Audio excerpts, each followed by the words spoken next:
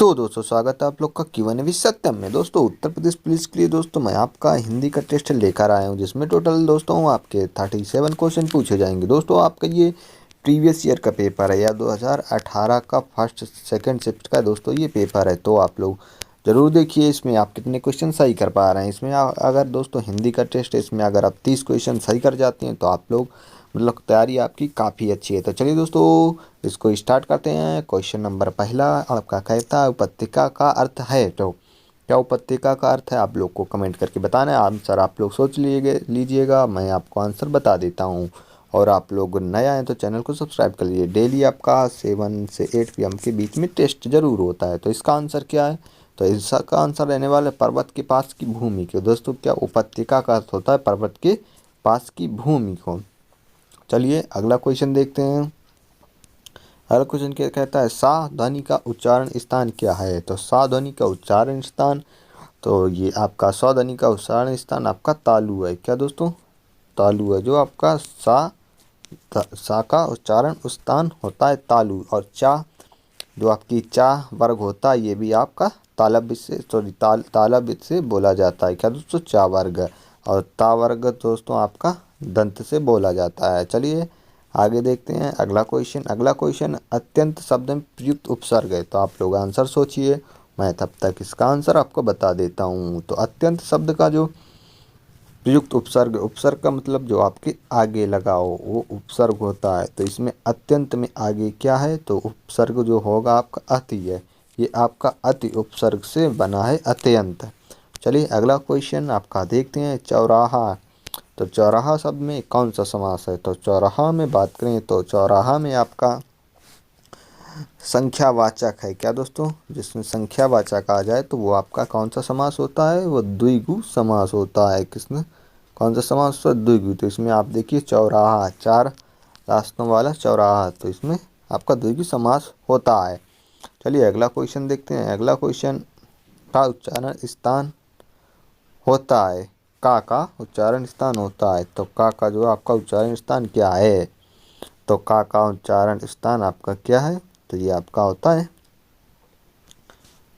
दोस्तों सॉरी, यहाँ पर कामा है दोस्तों। ये जो है ब्रैकेट बंद और इन्वर्टेड कामा इसको बोलते हैं। तो इसका क्या उच्चारण स्थान होता है आपका? इसका नासिक होता है।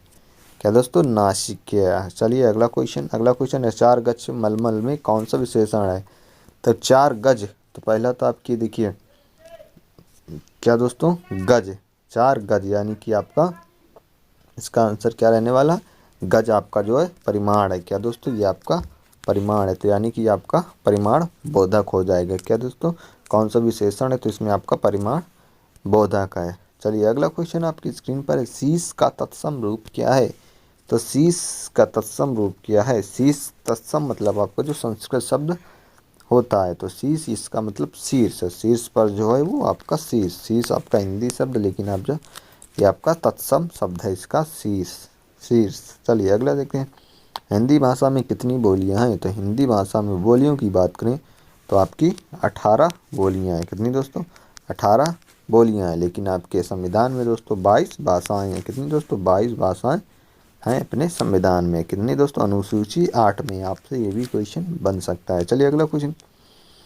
आँख की किरकिरी होना का अर्थ क्या है। तो आँख की किरकिरी होने का अर्थ क्या है? तो ये आपका है कष्टदायक होना। क्या दोस्तों? कष्टदायक होना। यह होता आपकी आँख की किरकिरी होना। चलिए अगला क्वेश्चन देखते हैं। निम्नलिखित में से मौखिक अभिव्यक्ति का रूप क्या है। मौखिक अभिव्यक्ति का रूप क्या है? तो मौखिक अभिव्यक्ति रूप की बात करें तो ये आशु भाषण। कौन सा दोस्तों? आशु भाषण है जो आपका ये मौखिक अभिव्यक्ति का रूप है। चलिए अगला क्वेश्चन। आप लोग सही क्वेश्चन कर पा रहे होंगे।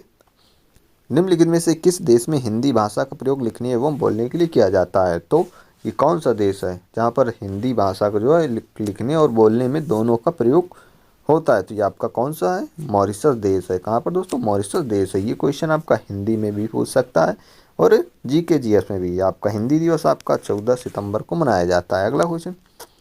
भारतीय युग में निकलने वाली पत्रिका युग्म है। तो भारतीय युग में जो पत्रिका निकली है इनमें से कौन सी है? तो ये जो आपकी पत्रिका है कवि वचन सुधा, कौन सी कवि वचन सुधा है, जो हिंदी प्रदीप में निकली थी, तो ये आपकी कवि वचन सुधा है। चलिए अगला क्वेश्चन, तद्भव पत्रिका के संपादक का नाम, तद्भव पत्रिका किनके द्वारा संपादित की गई है, तो इनका नाम क्या है, तो इनका नाम है अखिलेश। क्या दोस्तों, इनका नाम है अखिलेश, जिन्होंने संपादक तद्भव पत्रिका का संपादन किया है। अगला क्वेश्चन देखते हैं, 12 बरस लव कुकर जीवे अरु 13 लव जिए सियार, यह पंक्ति किसकी है। 12 बरस लव कुकर जीवे अरु 13 लव सियार, यह पंक्ति है आपकी किसकी।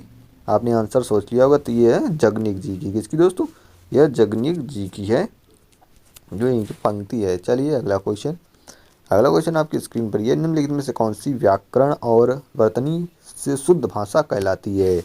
तो व्याकरण और वर्तनी से जो शुद्ध भाषा है आपकी, आंसर आप लोग सोचिए, तो ये आपकी कौन सी भाषा है, तो ये आपकी जो भाषा कौन सी कहलाती है, ये आपकी है मानक भाषा। कौन सी दोस्तों, मानक भाषा जो है आपकी, इसमें जो है शुद्ध वर्तनी और शुद्ध व्याकरण होता है। चलिए अगला क्वेश्चन, सूरसागर किस किस भाषा की रचना है, तो सूरसागर आपकी किस भाषा की रचना है, तो ये आपकी है ब्रज भाषा की। तो ये काफ़ी मोस्ट इम्पॉर्टेंट है, किसकी, ब्रज भाषा की है।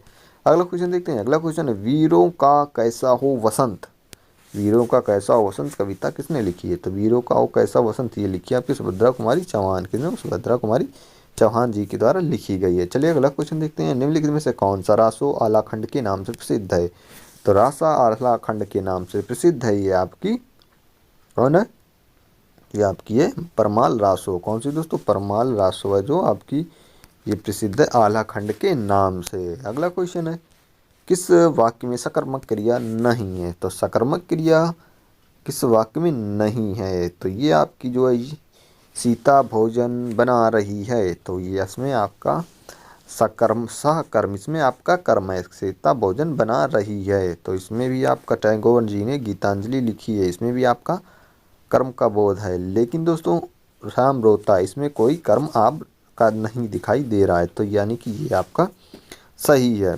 चलिए अगला देखते हैं, सी ऑप्शन इसका सही रहने वाला है। अगला क्वेश्चन देखते हैं, निम्न में से क्रिया विशेषण है, तो निम्न में से क्रिया विशेषण क्या है, तो क्रिया विशेषण की बात करें, वह धीरे से बोलता है, तो वह कैसे बोलता है, धीरे से बोलता है, तो ये इसकी बोलने की विशेषता है, कैसे, धीरे बोलने की, तो यानी कि इसमें ये क्रिया विशेषण है पहला।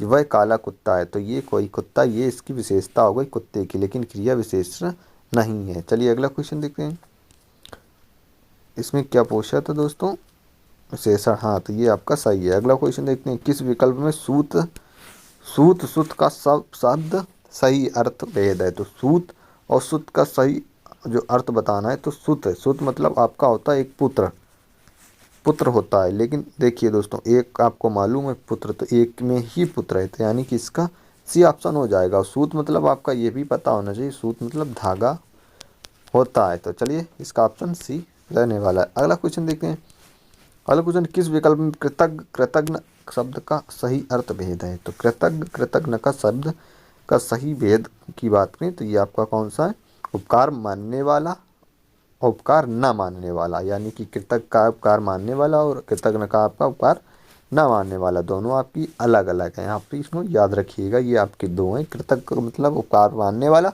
और कृतज्ञ मतलब उपकार न मानने वाला, इसका ऑप्शन आपका बी सही रहने वाला। अगला क्वेश्चन देखते हैं, अगला क्वेश्चन है, निसी दिन बरसत नयन हमारे, पंक्ति में रस है, तो इनमें से कौन सा रस है, मतलब निस दिन बरसत नयन, तो निस दिन बरसत नयन मतलब आपका इसमें वियोग की भावना उत्पन्न हो रही है, किसकी दोस्तों, वियोग की, तो इसमें आपका कौन सा रस होगा, वियोग, वियोग श्रृंगार रस होगा। कौन सा दोस्तों, वियोग श्रृंगार रस होगा। चलिए अगला क्वेश्चन देखते हैं, छंद मुख्य रूप से कितने प्रकार के होते हैं, छंद मुख्य रूप से कितने प्रकार के होते हैं, ये तो आपको मालूम होगा, तो छंद आपके जो है दो प्रकार के होते हैं, कितने दोस्तों, दो प्रकार के छंद होते हैं, ये सारा पूर्व प्रीवियस ईयर का ही क्वेश्चन है। चंद्र के मुख्य रूप से यहाँ पर पूछा है, तो मुख्य रूप से दो प्रकार के होते हैं। अब ये आपको बताना है कौन कौन से जो दो प्रकार के होते हैं वो आपके कौन कौन से होते हैं, ये ज़रूर आप कमेंट में अपना जवाब दिए, आपका होमवर्क है। चलिए अगला क्वेश्चन, चरण कमल बंदव हरि, दाई में अलंकार, चरण कमल बंदव हरि,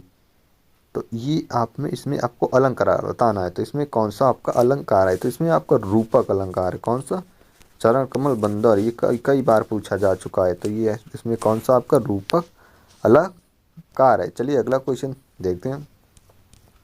अगला क्वेश्चन है, अब देखिए दोस्तों यहाँ पर जो है आपका नीचे दिए गद्यांश को पढ़कर आपको प्रश्न के उत्तर बताने हैं। तो 26 से लेकर 29 तक तो आपका एक पैराग्राफ भी आएगा हिंदी में, तो ये आपको पता रखना है कि पैराग्राफ भी आपको सॉल्व करना है। तो आपसे उसी से क्वेश्चन पूछे जाएंगे। अब देखिए आपका ये पैराग्राफ आया था, कुछ कुछ कहा जा रहा है, उससे कहीं महत्वपूर्ण होता है अपनी बातों का कहने का तरीका। आप कितनी ज़रूरत है बातें क्यों ना कहें। दोस्तों आप इसको पढ़ लीजिए जल्दी जल्दी से, उसके बाद आप इसको रोक कर आप जवाब दीजिए। मैं आपको जवाब बता देता हूँ, मतलब आपको सवाल देता हूँ। सवाल आपका लेखक के अनुसार अपनी बात कहने के संदर्भ में महत्वपूर्ण क्या है। तो जब आप पैराग्राफ पढ़ेंगे तब बता पाएंगे कि महत्वपूर्ण क्या है, तो इसको ज़रूर पढ़िएगा। तो ये देखिए, इसको बात कहने का तरीका है क्या दोस्तों, बात कहने का तरीका है जो सबसे ज़्यादा महत्वपूर्ण दिया गया है इसके पैराग्राफ के अकॉर्डिंग। तो इसको आप ज़रूर एक बार पढ़िएगा, क्योंकि दोस्तों मैं पढ़ूंगा या उसको करवाऊंगा तो काफ़ी टाइम हो जाएगा। तो इसको आप रोक रोक कर एक बार ज़रूर करिए। अब इसमें पूछा खामोशी बोलने लगती है, इससे क्या अभिप्राय है। उसमें एक यहाँ पर आया होगा, ये आप ऐसे भी दे सकते हैं, खामोशी बोलने लगती है। तो इसमें इस शब्द आए होंगे, मतलब वाक्य है, तो इसका मतलब क्या है। तो इसका मतलब क्या है, इसमें आप पढ़ के बता सकते हैं इसका मतलब क्या है। तो इसका मतलब देखते हैं, खामोशी तेज़ आवाज़ में बोलती, ये कोई बात नहीं है। खामोशी बच्चे बोलने लगते हैं, बिल्कुल गलत है। जब कुछ बच्चे धीरे धीरे बोलना बंद कर देते हैं तो बाकी बच्चों को पता चल जाता है कि उन्हें भी शांत होना है, ये आपका सही लग रहा है। खामोशी बच्चों से कहती है चुप हो, ये आपका गलत है, यानी कि सी ऑप्शन सही रहने वाला है। आप ये देखिए कितना बड़ा ऑप्शन है, यानी कि ये भी आपका सही है। ये भी आपका, जब आपको कुछ ना आए तो आप बड़ा ऑप्शन देखकर आप टिक लगा सकते हैं, वो भी आपका सही ही जाएगा 90% तक। लेखिका के अनुसार, तो लेखिका के अनुसार इनमें से क्या सही है। अगर आप पैराग्राफ पढ़ेंगे तो उसको आपको पता चलेगा। तो एक शिक्षक अपने बच्चों को बहुत ही अच्छी तरह से जानता है। बच्चों को शांत करने के लिए एक के लिए संगीत का ही प्रयोग करना चाहिए, ये लेखिका के अनुसार बताना है। तो क्या ये सही है। तो चलिए अगला देखते हैं। बच्चे बहुत शोर करते हैं, बच्चे बोलते हैं बहुत। तो बच्चों को शांत करने के लिए संगीत का ही प्रयोग करना चाहिए।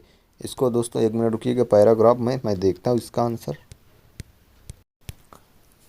तो इसका दोस्तों आंसर क्या आपने सोच लिया होगा। इसका आंसर दोस्तों बच्चों को शांत करने के लिए संगीत का प्रयोग करना चाहिए। तो दोस्तों ये ही पे यहाँ पर नहीं होगा, लेकिन इसमें दिया है संगीत का प्रयोग करना चाहिए।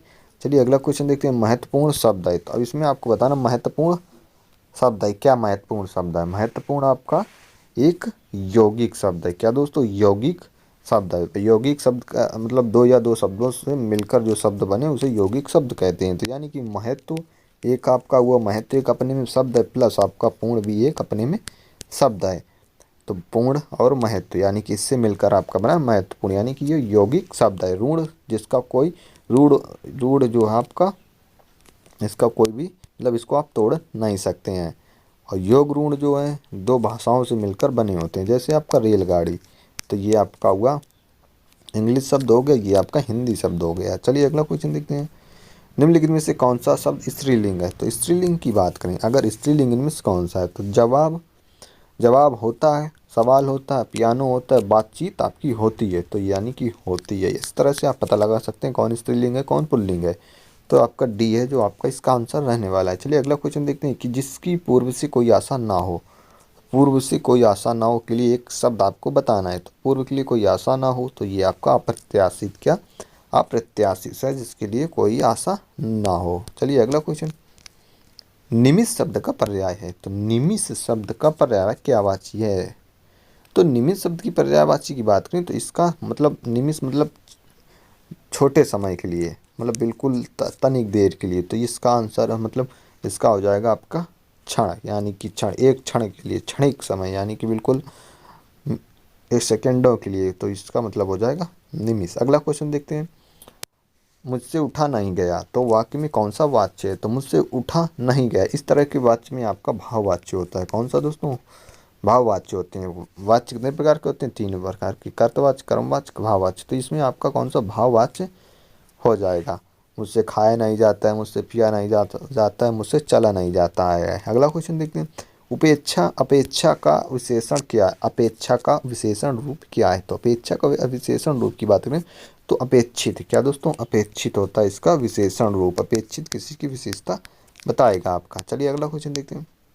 अगला क्वेश्चन, गोधूम शब्द का तद्भव। तो गोधूम शब्द के तद्भव की बात करें तो ये है, गोधूम शब्द का है जो आपका गेहूं है। क्या दोस्तों? गेहूं है जो जिसका आपका गोधूम शब्द का तद्भव है। चलिए, गोधूम आपका तत्सम शब्द है, ये भी आपको याद रखना है। अगला क्वेश्चन, निष्कपट शब्द का संधि विच्छेद आपको बताना है। तो देखिए, निष्कपट यानी कि निह धन कपट, यानी कि आपकी विसर्ग संधि हो जाएगी। कौन सी? ये आपकी निष्कपट का निह धन कपट, पहला आंसर सही हो जाएगा। ये आपकी विसर्ग संधि हो जाएगी, ये भी आपको याद रखना है। चलिए अगला क्वेश्चन देखते हैं। निम्न में से किस शब्द वर्तनी सही है? अब इनमें से कौन सी शुद्ध वर्तनी आपको बतानी है, तो कौन सी आपकी शुद्ध वर्तनी रहने वाली है? तो ये आपकी है कौन सी? अनुग्रहित। कौन सी? अनुग्रहित आपकी सही रहने वाली है। ऑप्शन नंबर आपका, सॉरी हो दोस्तों, बी ये वाला सही है। अनुग्रहित आपका ऑप्शन बी सही है। इस तरह से अनुग्रहित लिखा जाएगा। ये आपको ध्यान रखना है।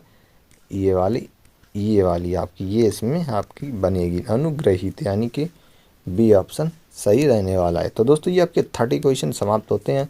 तो अब आपको बताना है कि 30 क्वेश्चन में आपके कितने क्वेश्चन सही करें। आप लोग अपना स्कोर नहीं कमेंट करते हैं, तो आप लोग अपना स्कोर जरूर कमेंट करते हैं। वीडियो पसंद आए तो वीडियो को लाइक कर दें और अपने दोस्तों के साथ जरूर शेयर करें। मिलते हैं नेक्स्ट वीडियो में। जय हिंद, वंदे मातरम।